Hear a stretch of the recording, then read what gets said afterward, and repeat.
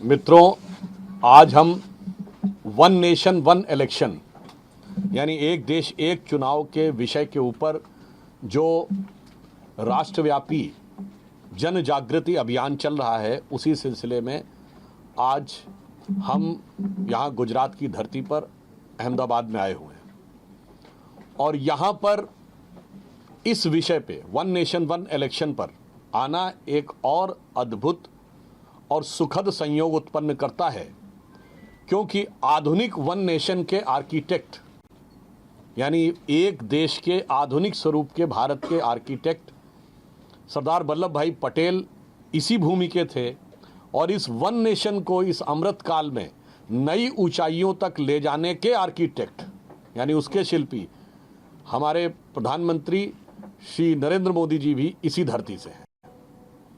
और आज एक और सुखद संयोग है कि आज ही सरकार ने यह घोषणा की है कि प्रधानमंत्री जी जो इस समय आज गुजरात के दौरे पर हैं, वो सूरत में 41,000 दिव्यांग जनों को 5 किलो अनाज प्रति माह मुफ्त देने की योजना का प्रारंभ करेंगे और इसके द्वारा सूरत भारत का ऐसा पहला जिला बन जाएगा। अर्थात एक तरफ प्रधानमंत्री श्री नरेंद्र मोदी जी के नेतृत्व में भाजपा और एनडीए की सरकार देश के हर वर्ग को सशक्त करने में, मजबूत करने में और राष्ट्र की मुख्य धारा में सम्मिलित करने के लिए कृत संकल्पित भी है और प्रयत्नशील भी है। दूसरी तरफ इस concept one nation one election का विरोध जो लोग कर रहे हैं, वो राष्ट्र के हर विषय के ऊपर राष्ट्र की शक्ति को कमजोर करने का प्रयास करते रहते हैं। देखिए, चुनाव लोकतंत्र में हृदय की धड़कन की तरह है, परंतु ये हृदय की धड़कन जल्दी जल्दी होने लगे तो हाई बीपी का खतरा उत्पन्न हो जाता है। इसलिए इस चुनाव को जो लोकतंत्र का पर्व है, अब पर्व भी अगर ज़्यादा जल्दी जल्दी आने लगे तो कामकाज बाधित होने लगता है। तो इस दृष्टि से लोकतंत्र के इस पर्व और लोकतंत्र के हृदय की धड़कन को नियमित, व्यवस्थित और राष्ट्र के स्वास्थ्य के सुचारू संचालन के लिए करने के लिए ही हमारी सरकार ने या प्रधानमंत्री जी ने यह अवधारणा दी थी और पूर्व राष्ट्रपति कोविंद जी की अध्यक्षता में एक कमेटी गठित हुई जिसने अपने कुछ सुझाव दिए हैं। और इस विचार का जो लोग विरोध कर रहे हैं, ये वही लोग हैं जिन्होंने भारत में हर नए परिवर्तन का विरोध किया है। ये लोग वो हैं, जब मुद्रा योजना की शुरुआत हुई इन्होंने कहा कि इतने अकाउंट्स खोले नहीं जा सकते। ये लोग वो हैं जिन्होंने कहा डीबीटी नहीं हो सकता। ये लोग वो हैं जिन्होंने कहा था जीएसटी लागू नहीं हो सकता। ये लोग वो लोग हैं जिन्होंने कहा था भारत में डिजिटाइजेशन नहीं हो सकता।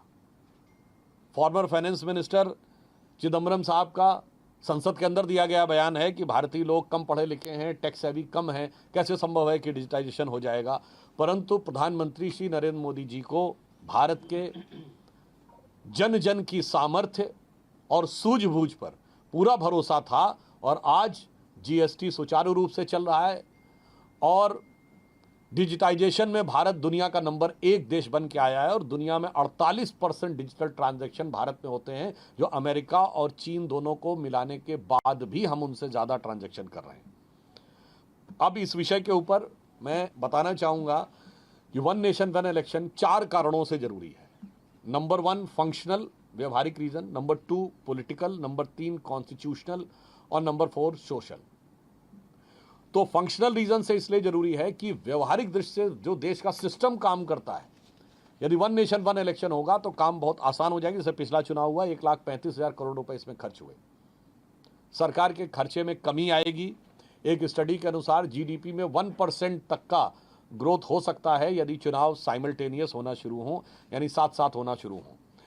जो हमारे सुरक्षा बल लगते हैं चुनाव के समय, मुख्य रूप से उनका दायित्व लॉ एंड ऑर्डर संभालना है, ना कि चुनाव करवाना।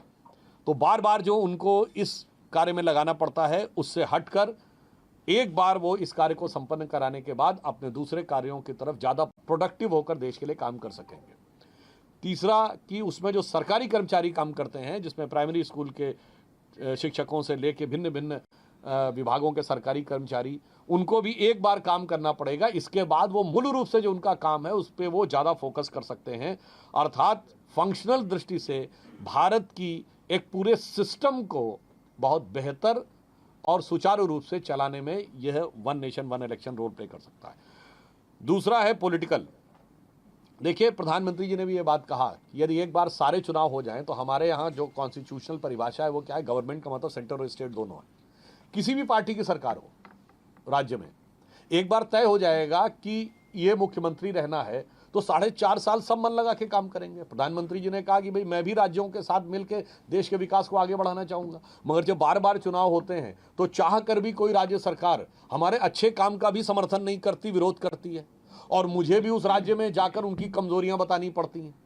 अब यदि चुनाव एक ही बार में हो तो वही कमजोरियों को अकेले में बताकर और राज्य सरकार भी ईमानदारी से उस कमजोरी को समझकर सही ढंग से काम कर सकती, चाहे किसी भी दल की सरकार हो।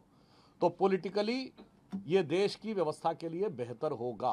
और एक और भी बात आप समझ सकते हैं कि जो लोग ये कहते हैं कि एक राज्य में एक साथ होने से क्षेत्रीय दलों को नुकसान होगा, तो यहाँ पर मैं स्पष्ट कर देना चाहता हूँ कि 2019 का लोकसभा चुनाव था, लोकसभा के साथ ही उड़ीसा, तेलंगाना और आंध्र के चुनाव हुए, तीनों जगह गैर भाजपा सरकार बनी और हमें 303 सीटें मिली। 1999 में महाराष्ट्र में एक ही दिन चुनाव हुए और लोकसभा में हमें 10% अधिक वोट मिला विधानसभा के मुकाबले। तो ये कहना भारत के मतदाता के विवेक पर प्रश्न उठाना है। तीसरा है कॉन्स्टिट्यूशनल। संवैधानिक दृष्टि से अगर कोई ये बात कहे तो मैं सिर्फ ये कहना चाहता हूं, संविधान निर्माताओं ने जब भारत में लोकतंत्र की कल्पना की तो उन्होंने तो नहीं कहा था अलग अलग इलेक्शन होना चाहिए। उन्होंने तो एक साथ ही पूरे देश में चुनाव की बात कही और 52 से लेकर 67 तक एक साथ चुनाव हुए। तो यदि कोई व्यक्ति इस पर संवैधानिक प्रश्न उठाता है, इसका मतलब संविधान निर्माताओं के मूल मंतव्य का वो मजाक उड़ा रहा है। दूसरा, एक दूसरे ढंग से constitutionally one nation one election लागू है। कोई एमएलए या एमपी की सीट बीच में खाली होती है त्यागपत्र से अथवा उसकी मृत्यु से, तो एमएलए और एमपी का जो चुनाव होता है वो शेष बचे हुए टेन्योर के लिए होता है। ऐसा नहीं होता वो कहता आज से मेरे 5 साल शुरू हो गए, नहीं, वो बचे हुए कालखंड के लिए होता। मैं स्वयं जब पहली बार राज्यसभा आया तो स्वर्गीय श्री अरुण जेटली जी की मृत्यु से जो सीट खाली हुई उनके देहावसान से, तो मैं बचे हुए टेन्योर के लिए आया था। बहुत सी ऐसी चीजें। इसका अर्थ क्या हो गया कि संवैधानिक दृष्टि से एक डायमेंशन में इस समय भी वह व्यवस्था लागू है। तो राज्यों के स्तर पर लागू करने में जो लोग कह रहे हैं कि कॉन्स्टिट्यूशनल प्रॉब्लम है, वो हमारे कॉन्स्टिट्यूशनल फोर फादर्स के दृष्टिकोण का भी अपमान कर रहे हैं और आज में जो व्यवस्था है उसे भी स्वीकार करने को तैयार नहीं दिख रहे हैं। और इसके साथ साथ एक ही बार में सारे इलेक्टोरल रोल हो जाएंगे जो सारे चुनावों के लागू होंगे, तो चुनावी प्रक्रिया को भी और बेहतर बनाने में इस बात में सहयोग मिलेगा। और चौथा पॉइंट जो मैंने कहा सोशल, वो सबसे महत्वपूर्ण है। देखिए, चुनाव के समय एक सरचार्ज एटमॉस्फेयर होता है जो बहुत से ऐसे तत्व जो कि देश के अंदर एक दूसरे के खिलाफ नफरत पैदा करना चाहते हैं उनके लिए बहुत फर्टाइल ग्राउंड क्रिएट करता है। और बार बार ये मौका आने पे उनके पास ये मौके बार बार मौजूद रहते हैं। यदि एक बार में चुनाव होगा तो मुझे लगता है इस ढंग की स्थितियां नहीं होंगी। जैसे मैं उदाहरण बताना चाहता हूं, जो व्यक्ति के विरुद्ध या समाज के विरुद्ध जो नफरती बयानबाजी होती है। न्यूज नेशन अब व्हाट्सएप पर खबरों के ताजा अपडेट के लिए न्यूज नेशन के इस क्यूआर कोड को स्कैन करें।